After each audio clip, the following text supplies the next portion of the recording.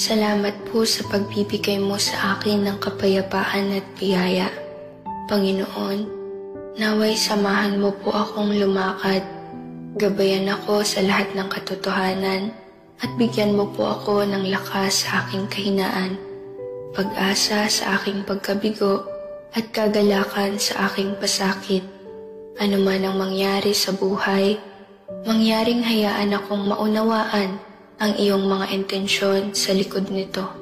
Hindi sisihin o mamaliing intindihin ka at maniwala na dapat mayroong iyong perpektong plano sa likod nito. Ngayong araw, nais kong hanapin ang iyong mukha sa aking buhay at magsalita at kumilos ayon sa iyong kalooban upang luwalhatiin ang iyong pangalan. Idinadalangin ko ito sa pangalan ng Panginoong Hesus.